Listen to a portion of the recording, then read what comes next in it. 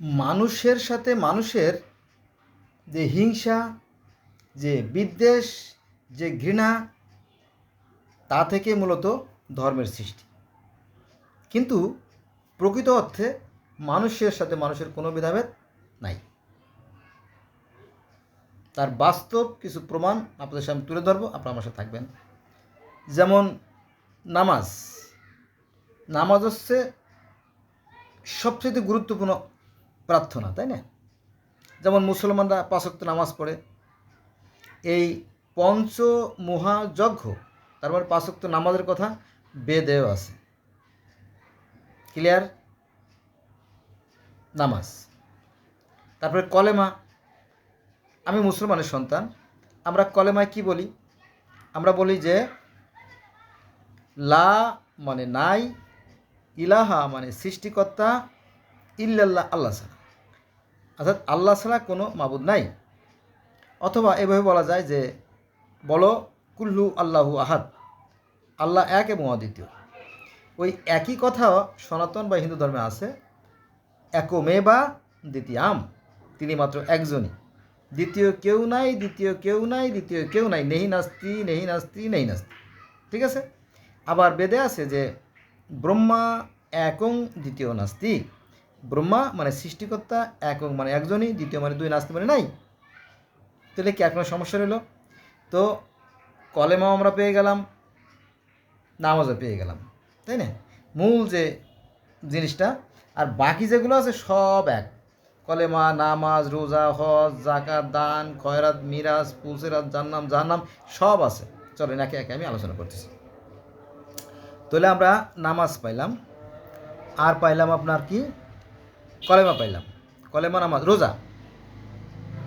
আমরা মুসলমানরা রোজা থাকি, মুসলমানরা রোজা থাকে, ইহুদিরাও রোজা থাকে, খ্রিস্টানরাও রোজা থাকে, শিখরাও রোজা থাকে, কনফুসিয়াস ধর্মের অনুসারে রোজা থাকে, তাও ধর্মের অনুসারে রোজা থাকে, এবং সনাতন ধর্মের রোজা থাকে। কিন্তু তারা নাম বলে ভিন্ন, উপবাস। এই উপবাস বলার কারণ নাকি এই রোজা হবে না, তার মানে আরবিতে বলতে হবে। কারণ আরবি ছাড়া আল্লাহ পাক অন্য ভাষা বোঝেনি না। পৃথিবীতে যে আপনার কত 6,995টা ভাষা আছে, তো আল্লাহ পাক শুধু নাকি আরবি ভাষা বোঝেন। কারণ কি জানেন? জান্নাতের ভাষা আরবি, আর কোরআনের ভাষা আরবি, ফেরেশতাদের ভাষা আরবি, আর নবীর ভাষা আরবি, সৌদি আরবের ভাষা আরবি। এই জন্য আল্লাহ শুধু আরবি বোঝেন, অন্য ভাষা বোঝেন না। এরকম ব্যাপারটা হতে পারে, অথবা হতে নাও হতে পারে আর কি, হতেও পারে নাও হতে পারে, এটা আমি জানি না, তাই না? এটা হচ্ছে একটা মূর্খতা, তাই না? তাহলে আমরা পাইলাম কি? কলেমা, নামাজ, রোজা পাইলাম। এবার হজ। এই যে আমরা মুসলমানরা যে মক্কায় হজ করতে যাই, মক্কায় হজ করতে যায় না? সারা পৃথিবীর মানুষ মক্কা হজ করতে যায়, 57টা রাষ্ট্রের মানুষ হজ করতে যায়। কিন্তু এই হজ করার আগেও কিন্তু এখানে হজ হইতো, সেটাকে বলা হতো ওকাজ মেলা। ওকাজ মেলা উপলক্ষে পৃথিবীর বিভিন্ন প্রান্ত থেকে হিন্দুরা বা সনাতনীরা আসতো, অর্থাৎ প্যাগানরা আসতো।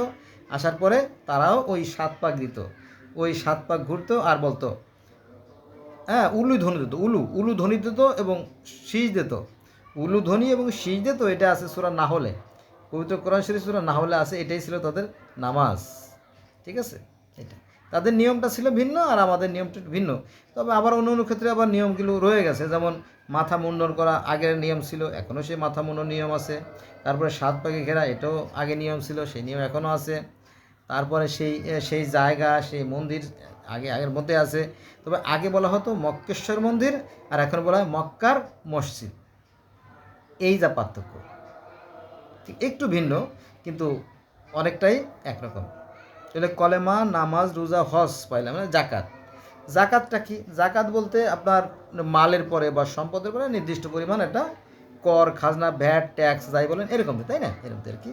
এটা ইসলামী রাষ্ট্রে নির্ধারিত করা থাকে।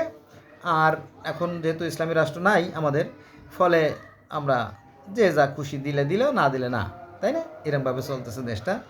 এগুলো বিষয়।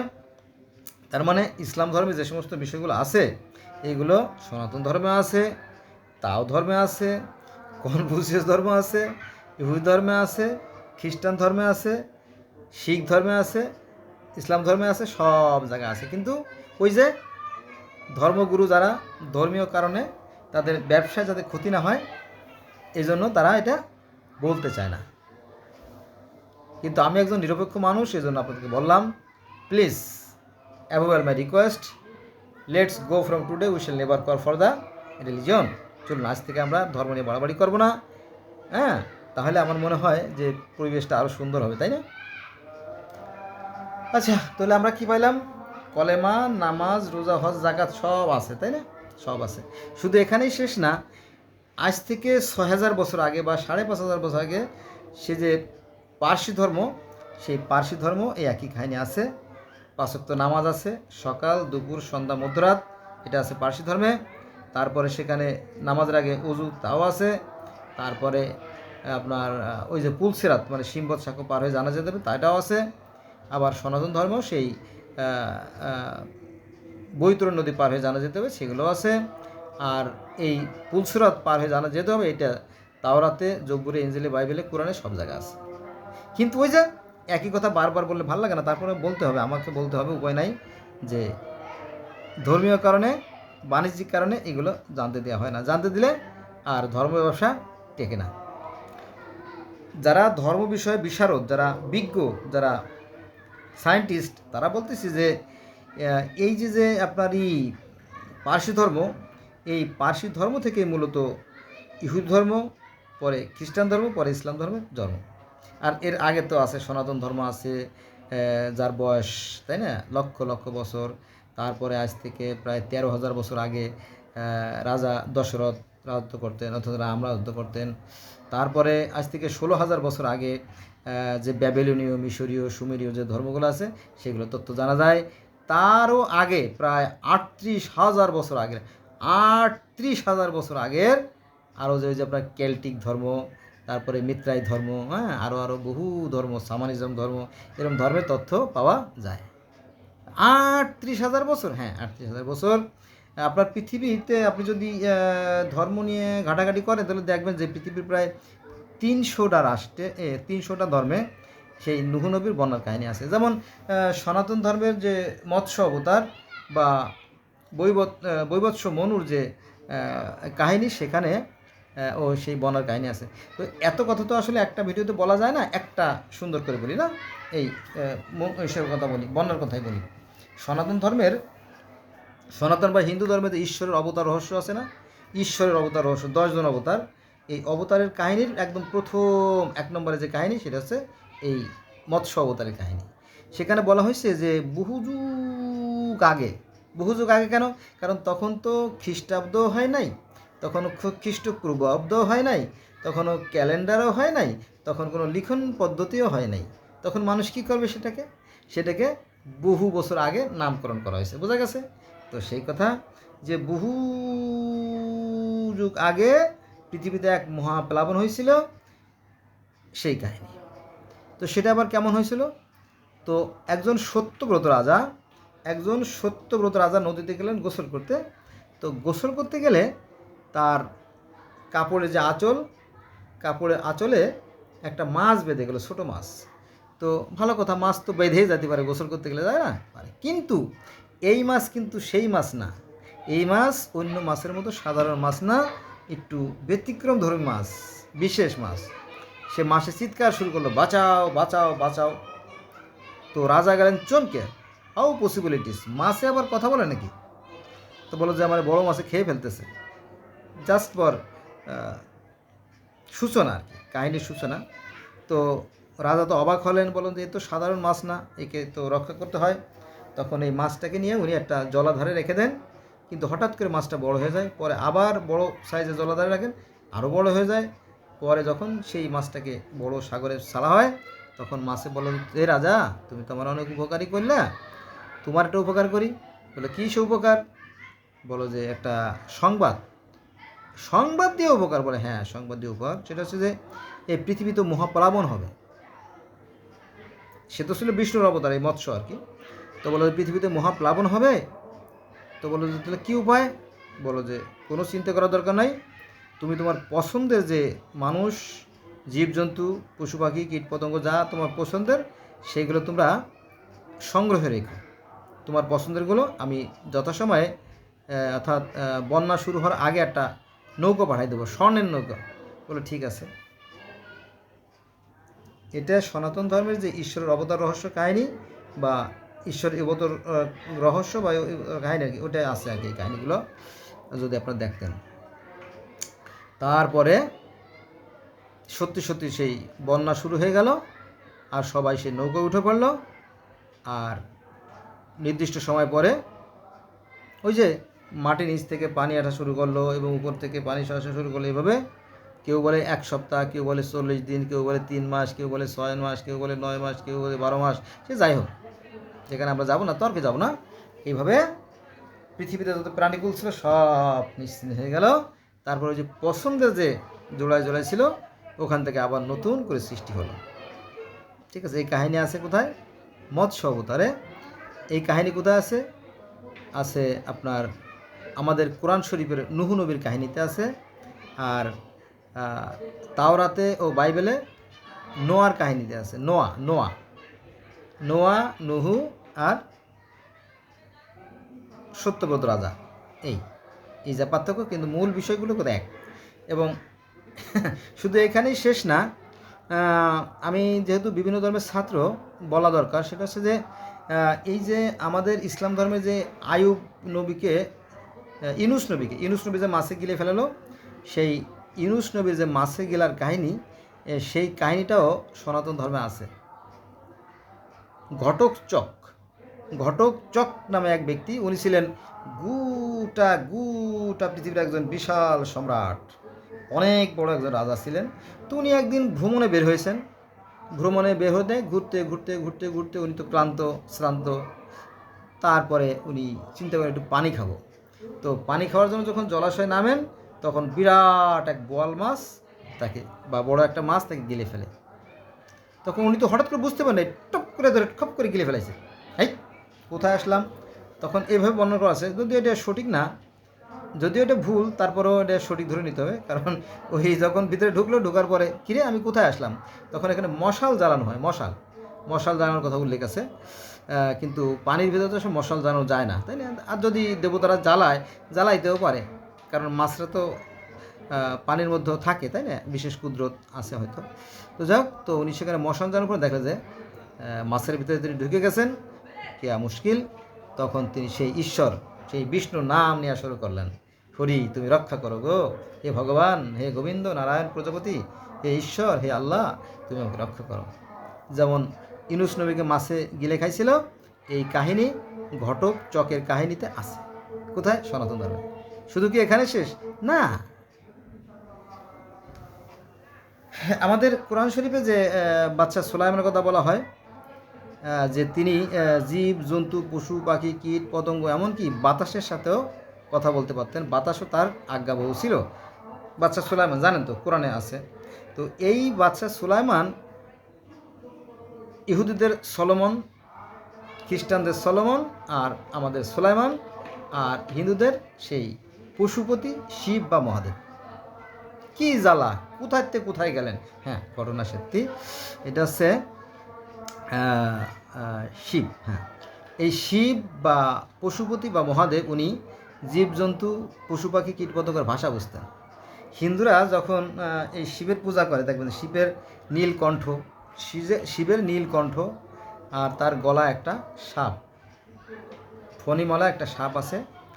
আর তার শরীরে আপনার ওই কি বলবো, বাঘের চামড়া, আর পরনে হরিণের চামড়া, আর তার আশেপাশে গরু, ছাগল, হাঁস, মুরগি, হরিণ, ভেড়া, কুত্তা, ইন্দুর, বিলেই সমস্ত প্রকারের প্রাণীরা বসে আছে, অবস্থান করতেছে, তাই না? তো যে কারো মনে প্রশ্ন জাগবে যে এই মানুষটা যার মূর্তি তৈরি, কে, তাই না? ছোটো ছোটো বাচ্চারা প্রশ্ন করতেছিল যে বাবা উনি কে? বলে উনি না শিব। শিব মানে উনি কি গরুর খামার করে? হ্যাঁ, অনেকটা তাই।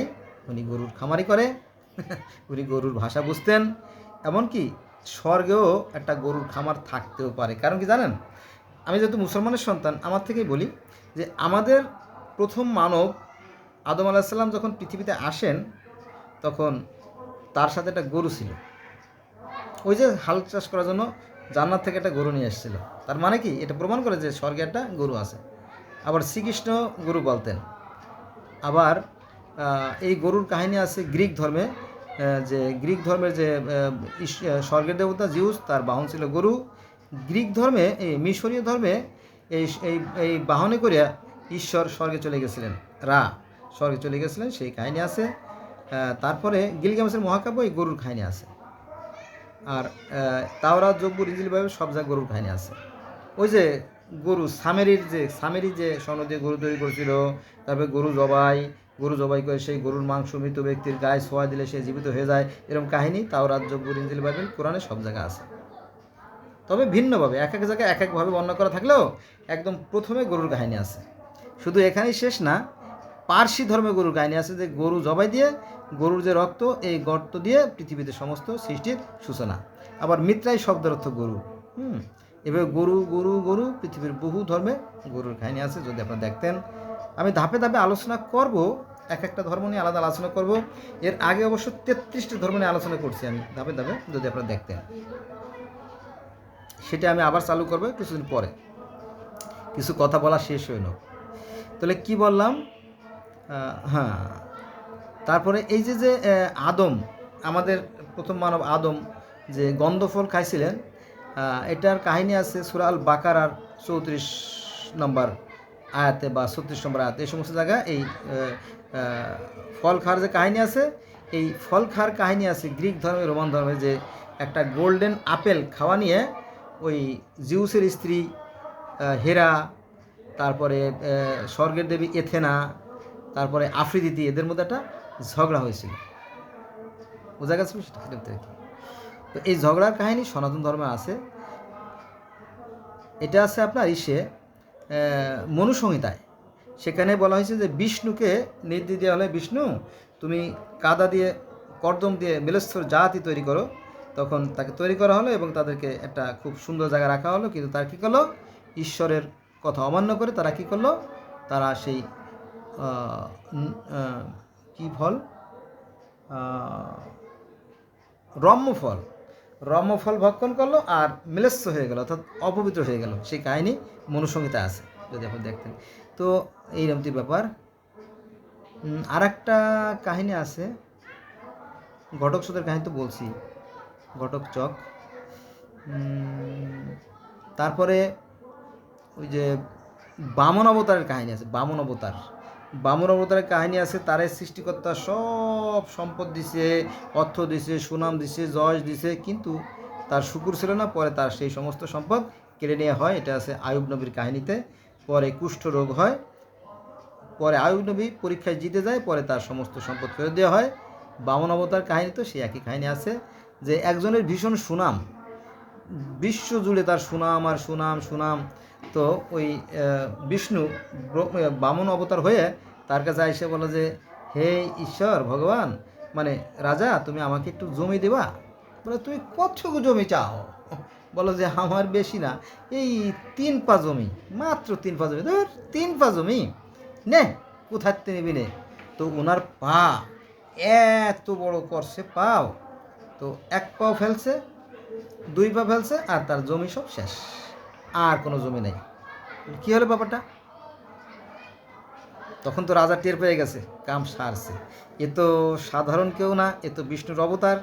উনি টের পেয়ে গেছে, কিন্তু তখন উনি বললো, সরি ফর দ্যাট, আমি বুঝে ফেলাইছি। মানে মনে এটা মনে ভাবতেছিল যে এ তো সাধারণ কেউ না, খবর আছে তো। তখন বলো যে, হে ভগবান, তোমাকে আমি চিনতে পারি নাই, তোমাকে আমি বুঝতে পারি নাই, তোমার 3য় পাটা আমার মাথার পর রাখো। মাথার পর রেখে দিলেন। তখন বলো, যা, তোর আমি পরীক্ষা করতে চাইছিলাম, তুই জিতে গেছিস, তোর তো তুই সব ফেরত নিয়ে যা। এই পৃথিবীটা হচ্ছে পরীক্ষা কেন্দ্র। এই পৃথিবীটা আমাদের, এই যে আমরা 800 কোটি মানুষ আছি, আমরা সবাই ভাই, কিন্তু এই ধর্মগুলো মানুষের মধ্যে হিংসা, বিদ্বেষ আর ঘৃণা ছড়ায়। বিশেষ করে ধর্ম ব্যবসায়ীরা তাদের নিজেদের স্বার্থে এগুলো করে থাকে। এদের পরিণতি ভয়ঙ্কর হবে, কোনো সন্দেহ নাই, 100% লিখে রাখেন। এই ধর্ম ব্যবসায়ীরা মানুষের মধ্যে মানুষ বিভেদ সৃষ্টি করে এবং এরা যুদ্ধ বাধায় দেয়। আর এরা নেশা সৃষ্টি করে, ওই যে হুরের লোভ দিয়ে হ্যাঁ, জান্নাতে বিভিন্ন লোভনীয় বস্তুর অফার দিয়ে এদের মধ্যেও একটা লোভের সৃষ্টি করে, একটা মোহর সৃষ্টি করে, একটা নেশার সৃষ্টি করে। বুঝা গেছে? এরকম থাকে। আর একটা কথা বলি ছোট, দুই কথায় মানে 2 লক্ষ কথা 2 কথায় বলে দেবো। সেটা হচ্ছে যে স্বর্গে একটা যুদ্ধ হয়েছিল। ওই যে আপনার ইবলিস শয়তানের সাথে অন্যান্য যে ফেরেশতাদের সাথে একটা যুদ্ধ হয়েছিল। এই কাহিনী আছে তাওরাতে, জবুরে, ইনজিলে, বাইবেলে, কোরআনেও আছে। আবার এগুলো বেদেও আছে যে দেবতাদের সাথে অসুরদের যুদ্ধ হয়েছিল। এটা হচ্ছে দেবতারা দীর্ঘদিন আরামায়েশ ভোগ করতে করতে তারা অলস হয়ে যায়। তখন সেখানে অসুররা সঙ্গে আক্রমণ করে বসে। তখন সেই নালিশ চলে যায় ঈশ্বরের কাছে। তখন তিনি পরামর্শ দেন যে ওই যে ক্ষীর সাগরে ঢেউ উঠবে, মন্থর উঠবে, আর সেখানে অমৃত তৈরি হবে। সেই অমৃতগুলো দেবতার খাওয়াই দিতে হবে, খাওয়াই দিলে ওদের আবার শক্তি ফিরে পাবে, ওরা যুদ্ধে জয়লাভ করবে। এরকম লম্বা কাহিনী। গোটা ব্রহ্মাণ্ডে একটা মানে তছনছ হয়ে যায়, কি একটা ভূমিকম্পের মতো সূচনা হয়ে যায়। কী ব্যাপার, কি হয়েছে ঘটনা? যে স্বর্গরাজ্য দখল করছে। কারা দখল করছে? অসুরেরা দখল করছে। তাই এই তো চলো ঈশ্বরের কাছে আমরা নালিশ করি। নালিশ করা হলো, তখন তিনি বুদ্ধি পরামর্শ দিলেন কি কি করতে হবে, এইভাবে আর কি। তো অসুরেরা মনে করছিল, অসুরেরা মনে করছিল যে আমরা তো অমৃত পেয়ে যাচ্ছি, আমরা অমৃত খেয়ে অমৃত লাভ করব, কিন্তু আসলে সেগুলো বালি।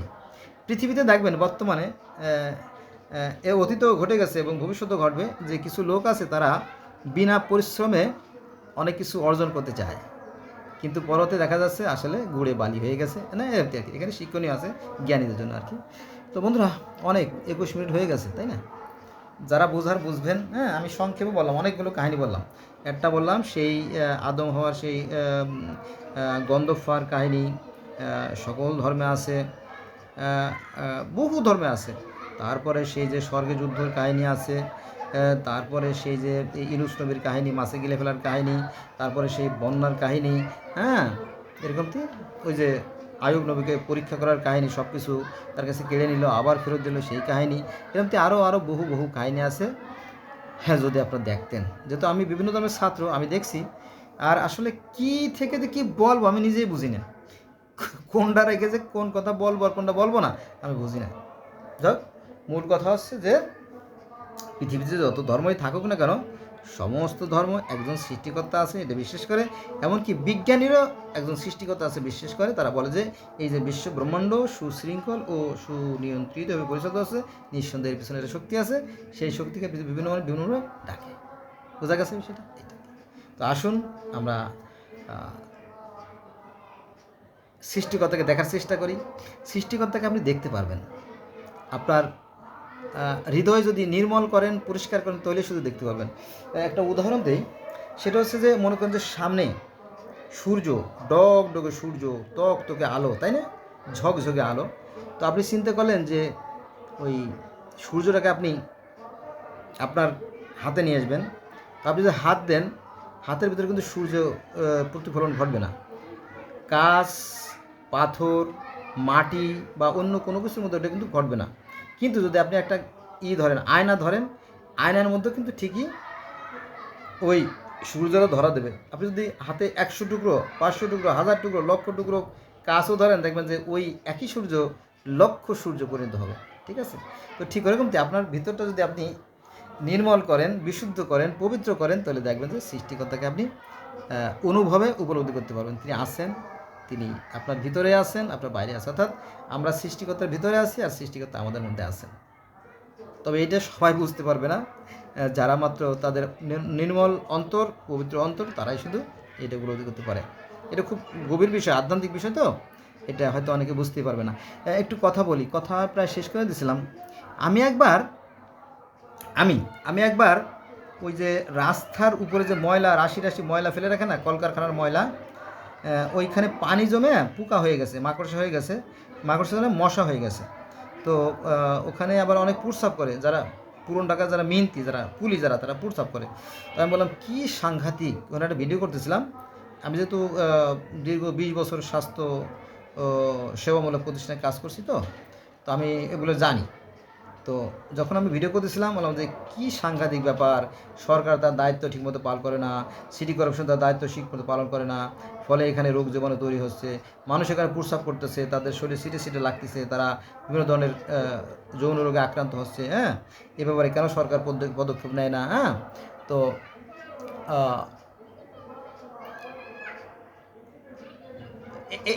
এই রিলেটেড ভিডিও করে আমি এটা আবার যে রেজওয়ানা ম্যাডাম, বর্তমান যে